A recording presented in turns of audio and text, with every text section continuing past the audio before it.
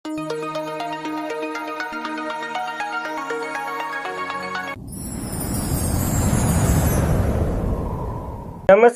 ગુજરાતના અધિકારી મિત્રો, આજે આપણે 1 મે 2026 નું મોસ્ટ ઇમ્પોર્ટન્ટ કરંટ અફેર એની સાથે સાથે જીકે અને જીએસ વિશે ચર્ચા કરવાના છે.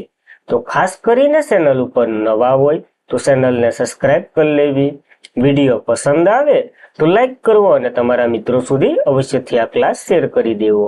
તો ચાલીએ આજના ઇમ્પોર્ટન્ટ ક્લાસની આપણે શુભ શરૂઆત કરી દઈએ. તાજેતરમાં જ આંતરરાષ્ટ્રીય નૃત્ય દિવસ 2026 ક્યારે મનાવવામાં આવે છે? તો 29 એપ્રિલે આપણે આ દિવસ એક મહત્વનો દિવસ મનાવી ચૂક્યા છે, તો આપણને યાદ રહેવું જોઈએ. નૃત્ય એક સાર્વત્રિક કલા સ્વરૂપ અને સાંસ્કૃતિક અભિવ્યક્તિ અને શૈક્ષણિક સાધન તરીકે પ્રોત્સાહન આપવા માટે વિશ્વભરમાં 29 એપ્રિલ 2026 ના રોજ આંતરરાષ્ટ્રીય નૃત્ય દિવસ ઉજવવામાં આવ્યો. આ વિશ્વ નૃત્ય દિવસ તરીકે પણ આપણે ઓળખીએ છીએ. આની શરૂઆત 1982માં યુનેસ્કો ઇન્ટરનેશનલ થિયેટર ઇન્સ્ટિટ્યુશન છે ને એના દ્વારા કરવામાં આવી હતી. તો ખાસ ઇમ્પોર્ટન્ટની આ સંસ્થા છે. આ દિવસ મહાન ફ્રેન્ચ નૃત્યજ્ઞ અને બલેનના પિતા ગણાતા એવા જીન જ્યોર્જ નોવેલ એના જન્મદિવસની ઉજવણીને પસંદ કરે છે. આની જન્મ તારીખ છે 29 એપ્રિલ, એટલા માટે આપણે ઉજવીએ છીએ 29 એપ્રિલના રોજ આ એક મહત્વનો દિવસ.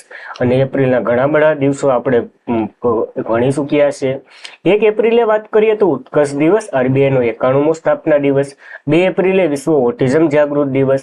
4 એપ્રિલ આંતરરાષ્ટ્રીય ખાંડ જાગૃત દિવસ. 5 એપ્રિલ રાષ્ટ્રીય દરિયાઈ દિવસ. 6 એપ્રિલ વિશ્વ શાંતિ માટે આંતરરાષ્ટ્રીય રમતનો દિવસ. 7 એપ્રિલ વિશ્વ આરોગ્ય દિવસ. 9 થી 23 એપ્રિલે 8મો પોષણ પખવાડિયું ઉજવ્યું. 10 એપ્રિલ વિશ્વ હોમિયોપેથિયા દિવસ. 11 એપ્રિલ રાષ્ટ્રીય સુરક્ષા માતૃત્વ દિવસ અને વિશ્વ પાંક્ષિક દિવસ. 12 એપ્રિલ આંતરરાષ્ટ્રીય માનવ અવકાશ ઉડાનનો દિવસ. 14 એપ્રિલ વિશ્વ સાંગાસ રોગ દિવસ અને બી આર આંબેડકરની 135મી જન્મ જયંતિ મનાવી. 15 એપ્રિલ વિશ્વ કળા દિવસ. 16 એપ્રિલ વિશ્વ અવાજનો દિવસ. 17 એપ્રિલ વિશ્વ હોમોફિલિયા દિવસ. 18 એપ્રિલે વિશ્વ વારસાનો દિવસ મનાવ્યો. 19 એપ્રિલે વિશ્વ યકૃત દિવસ મનાવ્યો. 21 એપ્રિલે સિવિલ સર્વિસીસનો દિવસ અને ઉદ્યોગમાં મહિલાનો આંતરરાષ્ટ્રીય દિવસ ઇમ્પોર્ટન્ટ છે, કારણ કે પહેલી વાર ઉજવી રહ્યા છે. 22 એપ્રિલ વિશ્વ પૃથ્વી દિવસ. 24 એપ્રિલ રાષ્ટ્રીય પંચાયતી રાજ દિવસ. 25 એપ્રિલ વિશ્વ પુસ્તક અને કોપીરાઇટનો દિવસ, એ સાથે જ મલેરિયાનો દિવસ મનાવ્યો. 24 એપ્રિલ વિશ્વ બૌદ્ધિક સંપદાયનો દિવસ આપણે મનાવી ચૂક્યા છે. અને આ એક 29 એપ્રિલનો વિશ્વ નૃત્યનો દિવસ આપણને એડ કરી દેવો. તો મહત્વના દિવસો છે એપ્રિલના, આપણને યાદ રાખવા. ત્યારબાદ તાજેતરમાં સિપ્રીના રિપોર્ટ અનુસાર ભારત હવે વિશ્વનો કેટલામો સૌથી વધુ લશ્કરી ખર્ચ ધરાવતો દેશ બની ગયો? તો ભારત 5મા નંબરે આવી ગયું છે. યુનાઇટેડ સ્ટેટ એટલે કે અમેરિકા પહેલા નંબરે છે, તો યાદ રાખવું. ભારત વિશ્વનો 5મો સૌથી મોટો લશ્કરી ખર્ચ ધરાવતો દેશ બની ગયો છે. Stockholm International Peace Research Institution એટલે કે સિપ્રીના તાજેતરના અહેવાલ મુજબ વિશ્વ લશ્કરી ખર્ચ વલણ, એનું આ નામ છે રિપોર્ટનું, આ દર વર્ષે વૈશ્વિક સંરક્ષણ વલણોને ટ્રેક કરી અને બહાર પાડે છે. ભારત 2025માં સંરક્ષણ પર 92.1 બિલિયનનો ખર્ચ ધરાવી અને વિશ્વનો 5મા નંબરનો સૌથી મહત્વનો દેશ તરીકે ઉભરી આવ્યો છે. આ ગયા વર્ષે 8.9% ઉછાળો જોયો હતો આપણને, એટલે કે એના કરતા આમ તો 9% જેટલો વધારો થયો છે.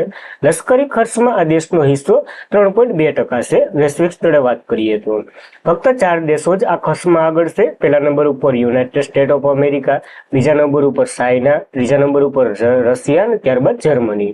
5મા નંબર ઉપર તો આપણે જ છે.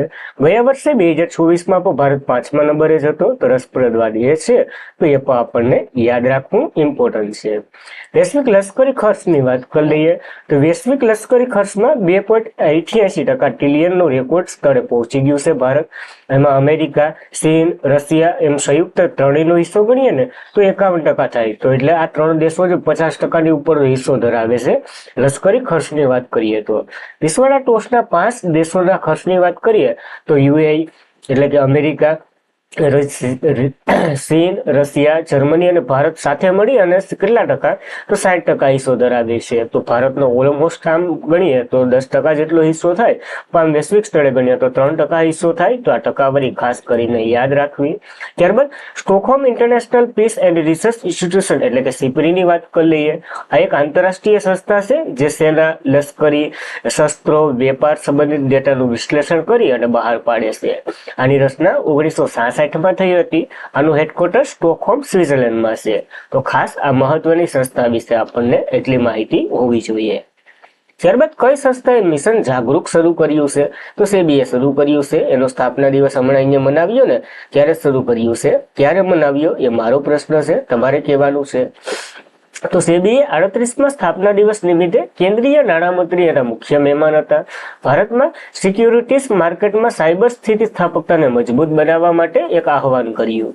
ચેતવણી આપી કે એઆઈ આગેવાની હેઠળ સાયબર હુમલાઓ, ડીપફેક, છેતરપિંડીઓ, ભર્યા રોકાણ, સામગ્રીની ઝડપી વધુ અનુકૂળ બનવા અને એને શોધવામાં મુશ્કેલ બની રહ્યું છે. એના માટેનું એક સોલ્યુશન મિશન જાગૃત છે. આ પરિવર્તનને ટેકો આપવા માટે મંત્રીએ મિશન જાગૃત શરૂ કર્યું છે. આ એક રાષ્ટ્રવ્યાપી રોકાણ જાગૃત અભિયાન છે, જેનો હેતુ રિયલ રોકાણ, ખોટી માહિતી અને છેતરપિંડી અને હેરફેર અને નાણાકીય સામગ્રીથી બચવા માટે લોકોને આહવાન કરે છે. ટૂંકમાં આપણે અત્યારે જોતા જ હોય સોશિયલ મીડિયા ઉપર ઘણી બધી ખોટી માહિતી અને સલાહોને એવી રીતના મળી રહી છે, કારણ કે આખું સેબી એના અંડરગ્રાઉન્ડ જ હાલતું હોય. કેટલાક લોકો પોતાને નિષ્ણાંત કરી અને છેતરે છે, ડીપફેર વિડીયો બનાવે છે. ટૂંકમાં કેટલા બધી એકાઉન્ટમાં કેટલા બધી પેમેન્ટ વાળું વિડીયો બનાવી અને રિલીઝ કરે એટલે બીજાને લાલચ થાય અને એનું પછી કીધું કરે એટલે પછી ભેરાઈ જાય, એ ટાઈપનું છે. તો એનાથી બચવા માટે સેબીએ આ શરૂ કર્યું છે. સેબીની વાત કરીએ, security and exchange board of India, full form યાદ રાખવું, કારણ કે પીએસઆઈ જેવી અઘરી એક્ઝામ હોય તો પૂછાઈ જાય. સેબીની વાત કરીએ, એની સ્થાપના ભારત સરકાર દ્વારા 1988માં થઈ હતી, પરંતુ આને પછી સત્તાવાર રીતે કાનૂની માન્યતા એટલે કે એક્ટ બહાર પાડી દીધું હતો 1992માં. આનું મુખ્ય મથક મુંબઈમાં છે. પ્રમુખની વાત કરીએ તો તુહિકાંત પાંડે છે. પેલા હેડ તો કે SS દવે હતા, જ્યારે પેલી મહિલા હેડ તો કે માધવીપુરી બુશ હતા. તો બધી માહિતી આપણને યાદ રાખવી, કારણ કે સંસ્થામાં રહેતી સંસ્થા છે. ત્યારબાદ ભારતે કયા દેશ સાથે જ ફ્રી ટ્રેડ એગ્રીમેન્ટ પર હસ્તાક્ષર કરી અને 100% ભારતીય નિકાસ પર ડ્યુટી શૂન્ય કરી છે, એટલે કસ્ટમ ડ્યુટી શૂન્ય કરી છે. થોડીક વસ્તુઓને બાદ કરતા તો ન્યુઝીલેન્ડ સાથે કર્યું છે આપણને, અને ન્યુઝીલેન્ડે થોડીક વસ્તુઓને બાદ કરી અને તો ભારત અને ન્યુઝીલેન્ડે ફ્રી ટ્રેડ એગ્રીમેન્ટ પર હસ્તાક્ષર કર્યા છે. આનાથી તો કે 100% નિકાસ પર ડ્યુટી શૂન્ય થઈ જાય, એટલે કસ્ટમ ડ્યુટી હોય એ હવે નહીં લાગે. ભારત અને ન્યુઝીલેન્ડે સોમવારે વાણિજ્ય અને ઉદ્યોગ મંત્રી આપણા પિયુષ ગોહિલ અને ન્યુઝીલેન્ડના વેપારી અને રોકાણકારી મંત્રી ટોડ મેકેલેની હાજરીમાં ભારત ન્યુઝીલેન્ડ મુક્ત વેપાર કરાર પર હસ્તાક્ષર કર્યા છે. આ કરાર બંને દેશો વચ્ચે આર્થિક સંબંધોને નોંધપાત્ર એવું વધારો થશે અને માલમાં બહુ સારી એવી પ્રોડક્ટ નિકાસ થાય એવી અપેક્ષા છે. આનો ઉદ્દેશ્ય તો કે દ્વિપક્ષીય વેપાર બમણો કરવો, ભારતમાં નિકાસકારો ન્યુઝીલેન્ડની બજારોમાં ડ્યુટી મુક્ત વેપાર તરીકે પ્રવેશવું, આગામી 15 વર્ષમાં 20 બિલિયનનું રોકાણ આકર્ષિત થશે. કારણ કે જો આ ડ્યુટી ન લાગતી હોય તો માલ સસ્તો થાય, માલ સસ્તો થાય તો પ્રોડક્ટ સસ્તું પડે, અને પ્રોડક્ટ સસ્તું પડે તો કંપની નફો ઓછો કામે અને લોકોને ઓછા ભાવમાં મળે. મુક્ત વેપાર કરાર એ બે દેશો વચ્ચે રાષ્ટ્ર વચ્ચે કરાર છે. એ હેઠળ તો કે તેઓ વિવિધ પ્રકારના વેપારી માલ કસ્ટમ ડ્યુટી દૂર કરી અને નોંધપાત્ર રીતે ઘટાડો કરી શકે છે. તો આ ટાઈપનું છે. તો ફ્રી ટ્રેડ ઝોન એટલે તમને ખબર જ હશે, મુક્ત વેપાર ન કરે પણ વેપારમાં કસ્ટમ ડ્યુટીનો ઘટાડો કરે. ભારતે કઈ કઈ વસ્તુ બસાવી રાખી એના ઉપર કર એ નાખશે. તો ખાસ કરીને ભારતીય ખેડૂતો અને ઉદ્યોગને નુકસાન ન થાય એટલે કેટલીક આવશ્યક વસ્તુઓને એમાં કર જાળવી રાખ્યું છે, જેમ કે દૂધ, ડેરી ઉત્પાદકો, કેટલાક પાકો જેમાં ડુંગળી, ચણા અને મકાઈનો ઉપયોગ થાય, સોનું અને શસ્ત્રો વગેરે જેવામાં ભારતે કર નાબૂદ નથી કર્યો, એટલે કે એમાં કસ્ટમ ડ્યુટી જે લાગે એ બધાને એ જ લાગી રહ્યું છે. ન્યુઝીલેન્ડે થોડુંક એવું કર્યું છે, એના વિશે વાત કરીએ. કેપિટલ વેલિંગ્ટન છે, ચલણ ન્યુઝીલેન્ડ ડોલર છે, પીએમ તો કે ક્રિસ્ટોફ લસ્કન છે. તો ખાસ આ માહિતી પણ આપણને યાદ રાખવી. એક મે થી ઓપેક્સ અને ઓપેક્સ પ્લસ માંથી બહાર નીકળી રહ્યું છે. તો યુએ જાહેરાત કરી દીધી. શા માટે? તો કે ઈરાક ઉપર વધારે નજર રાખી રહ્યા છે, અમારી અવગણના કરી રહ્યા છે, આ વાત કે અને નીકળી ગયું છે યુએ. હવે આ ઓપેક્સ અને ઓપેક્સ પ્લસ શું છે? તો કે ઓપેક્સ પ્લસ છે ને એ આધુનિક છે અને ઓપેક્સ છે એ જૂનું છે. ટૂંકમાં બે છે તો તેલ દેશો હોય ને, તેલ ઉત્પાદક કરતા દેશો હોય એનું જૂથ છે. તો જોઈ લઈએ. તેલ બજારોમાં મોટા ઉથલપાન અને સંયુક્ત આરબ અમીરાત 1 મે ઓપેક્સ અને ઓપેક્સ પ્લસ માંથી ખસી રહ્યું છે. તો પેલા ઓપેક ની વાત કરી લઈએ. તો આ એક સ્વદેશી તેલ ઉત્પાદક જૂથ છે, જેના વિશે આપણને ખબર જ છે. તેઓ સાથે મળી અને ભાવ કેટલું તેલ કાઢવું, કેટલું વેચવું, કેટલા રૂપિયામાં વેચવું, આ બધી નક્કી કરે છે અને આ બધીનો સમૂહ એને ઓપેક્સ કહેવામાં આવે છે. એનું ફૂલ ફોર્મ છે ઓર્ગેનાઇઝેશન ઓફ પેટ્રોલિયમ એક્સપોર્ટિઝમ કાઉન્સિલ, એનું ફૂલ ફોર્મ થાય છે. આની રચના સપ્ટેમ્બર 1960માં થઈ હતી બગદાદ, ઈરાનમાં. મુખ્ય મથક વિયેના, ઓસ્ટ્રેલિયામાં છે અને હાલ આમાં 12 સભ્ય છે કારણ કે યુએ નીકળી રહ્યું છે. તો ખાસ આ ઓપેક્સ છે. હવે ઓપેક્સ પ્લસની પણ વાત કરી લઈએ પહેલા, પછી જ જોઈએ છે આખું.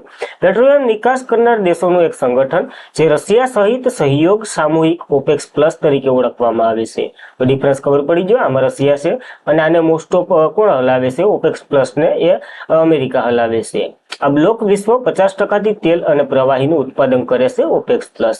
આની રચના 2016માં થઈ હતી. સભ્ય દેશોમાં વાત કરીએ તો 23 છે, તો ખાસ એ પણ યાદ રાખવું. ઓપેક્સ પ્લસની વાત કરીએ તો જૂથમાં બ્રાઝિલ ફેબ્રુઆરી 2025માં જોડાયું હતું કારણ કે ત્યાંથી ઘણું બધી મળી આવે છે. બેયનું કામ તો સેમ જ છે, તો ખાસ એ પણ યાદ રાખવું. હવે યુએ અલગ થવું, આ નિર્ણય લીધો છે યુએ. તો હવે યુએ ને શું ફાયદા? તો કે યુએ પોતાની રીતના હવે પોતાનું તેલ વેચી શકશે. માર્કેટમાં 100 રૂપિયાનું હાલતું હોય તો પોતે 80 માં વેચી શકે અને 70 માં વેચી શકે. હવે એને કોઈ કહેનાર નહીં હોય કારણ કે ઓપેક્સ માંથી નીકળી ગયું છે.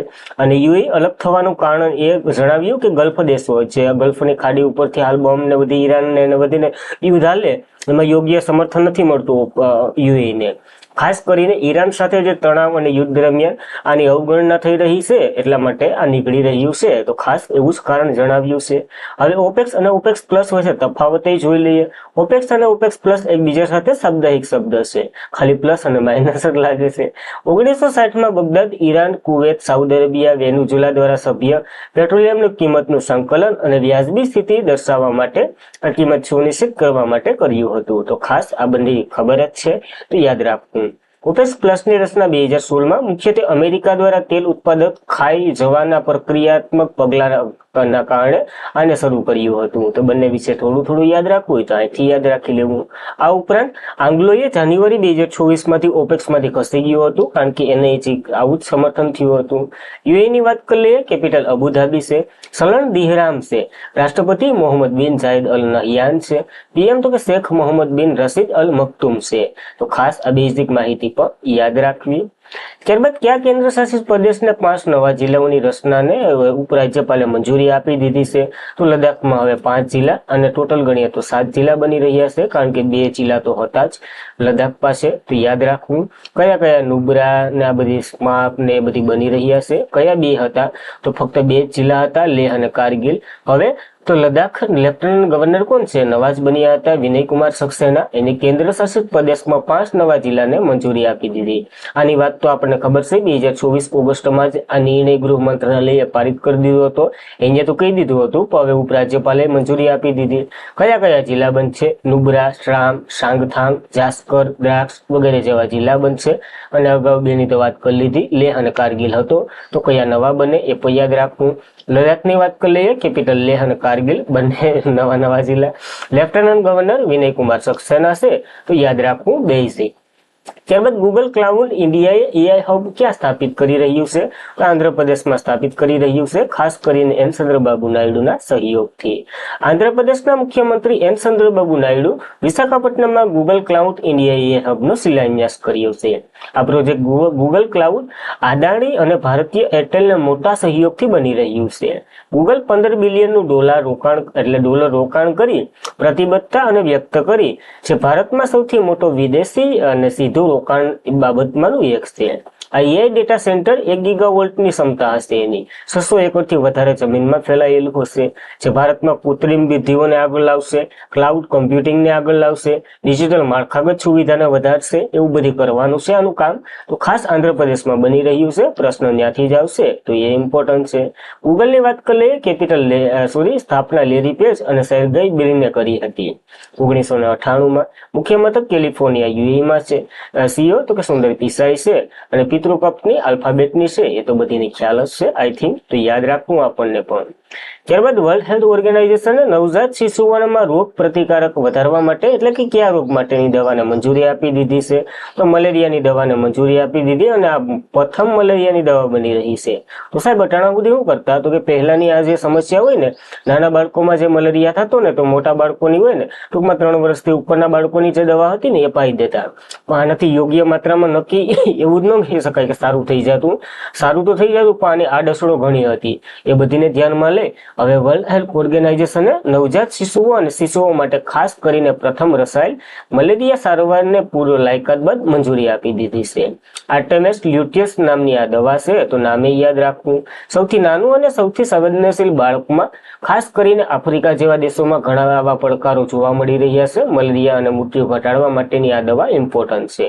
આર્ટેમિસ લ્યુમેન્ટ્રીફાઇલ એ નોર્વાન્ટિક કંપની છે ને એના દ્વારા બનાવવામાં આવી છે, તો ખાસ ઇમ્પોર્ટન્ટ છે કારણ કે પ્રથમ મલેરિયાની દવા બની રહી છે, તો યાદ જ રાખવાનું. મલેરિયાની વાત કરી લઈએ. આ રોગકારક તો કે પ્લાઝ્મોડિયમ પ્લોટોઝોન આ હોય છે અને આ વાહક તો કે માદા એનાફિલિસ મચ્છરથી થાય છે. તો ખાસ આની શોધ તો કે રોનાલ્ડ રોજે કરી હતી. આપણને આવું કઈ કઈડું હોય તો આપણે મારી નાખીએ મચ્છરને, પાણીને એના ઉપર સંશોધન કરી અને નામ ગોત્યું હતું. આની દવા તો કે ક્વિન એટલે સિંગ્રોના વૃક્ષમાંથી બને છે. મલેરિયા રારક એટલે કે આરસીબી ને કમ કરે છે. ખાસ મહત્વનું છે તો યાદ રાખવું. વિશ્વ આરોગ્ય સંગઠનની વાત કરી લઈએ. આની સ્થાપના 7 એપ્રિલ 1948 થઈ હતી. મુખ્ય મથક જેનીવા સ્વિટ્ઝરલેન્ડમાં છે અને હેડ તો કે તેદ્રોસ અધનોવ છે. તો ખાસ એ પણ માહિતી આપણને યાદ રાખવી. ત્યારબાદ કઈ સરકારે 13 કરોડના મૂલ્યથી વિશાળ મશરૂમ મિશન શરૂ કર્યું છે? તો આ આંધ્રપ્રદેશે શરૂ કર્યું છે. મશરૂમમાં સૌથી વધારે ઉત્પાદકમાં વાત કરીએ તો બિહાર પહેલા નંબરે આવે છે. હવે આંધ્રપ્રદેશ ટક્કર લેવાનું છે બિહારની હારે. આંધ્રપ્રદેશ રાજ્ય સરકારે 13,000 કરોડ રોકાણ સાથે પ્રથમ મશરૂમ મિશનની જાહેરાત કરી છે. આ જાહેરાત મુખ્યમંત્રી એન ચંદ્રબાબુ નાયડુ અંતર્ગત એક મળેલી બેઠક અંતર્ગત કર્યું છે. આના અંતર્ગત ભારતમાં સૌથી મોટું મશરૂમ ઉત્પાદક રાજ્ય તરીકે આંધ્રપ્રદેશને બનાવવાની વાત કરેલી છે. આમાં જે મશરૂમની ખેતી કરતા હોય એને સહાય મળશે વગેરે વગેરે મળવાનું છે. એના માટે તો 13,000 કરોડ બહાર પાડ્યા છે. હાલ બિહાર નંબર 1 ઉપર છે. હવે તો કે આંધ્રપ્રદેશ ટક્કર લેવાનું છે, તો એ પણ આપણને યાદ રાખવું. ત્યારબાદ કયા દેશના એટલાસ ડોન સ્વામ્પ સિસ્ટમનું પરીક્ષણ કર્યું છે? તો ચાઇનાનું પરીક્ષણ કર્યું છે અને ખાસ ઇમ્પોર્ટન્ટ બની રહ્યું છે. શા માટે? તો કે 94 જેટલી ટેકનિકોનો ઉપયોગ કરી અને આને બનાવ્યું છે અને એક સાથે 94 જેટલા ડોનો આમ ફેંકવે ને એવું છે આ. તો ચાઇના પીપલ્સ લિબરેટિક આર્મીએ એટલાસ ડોન સ્વામ્પ સિસ્ટમ નામની એક નવી ડોન સિસ્ટમ વિકસાવી છે. આ સિસ્ટમ ઓપરેશનલ સાથે જ લગભગ 100 ડ્રોન લોન્ચ થઈ અને નિયંત્રણ કરી શકાય એવી અનોખી છે.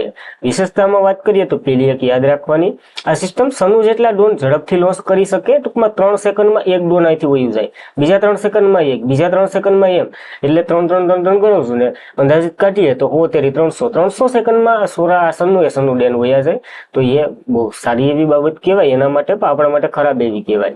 આ ડ્રોન પ્રક્રિયા તો કે જાસૂસી, સંદેશા વ્યવહાર અને હુમલો કરવામાં સક્ષમ રહે, તો ઇમ્પોર્ટન્ટ છે. ચાઇનાની વાત કરી લઈએ. કેપિટલ બેઇજિંગ છે, ચલણ રેમ્બિન્ગ છે અને રાષ્ટ્રપતિ શી જિનપિંગ છે. જ્યાં સુધી ન મરે ત્યાં સુધી. તો ખાસ આ બેઝિક માહિતી પણ આપણને યાદ માટે એટલું જ રાખીએ. ખાસ કરીને મિત્રો વિડીયો પસંદ આવતો હોય તો લાઈક કરો, તમારા મિત્રોને શેર કરો. ચેનલ ઉપર નવા હોય તો અવશ્યથી સબસ્ક્રાઇબ કરી લો. આવી જ માહિતી સાથે પીડીએફ, સ્ટડી મટીરિયલ વગેરે કોઈ પણ નોટિફિકેશન હોય તો ટેલિગ્રામ જોઈન કરી લેવી, તમને તરત જ મળી જાય. તો બસ આજના માટે એટલું જ રાખીએ. જય હિન્દ, જય ભારત, ધન્યવાદ.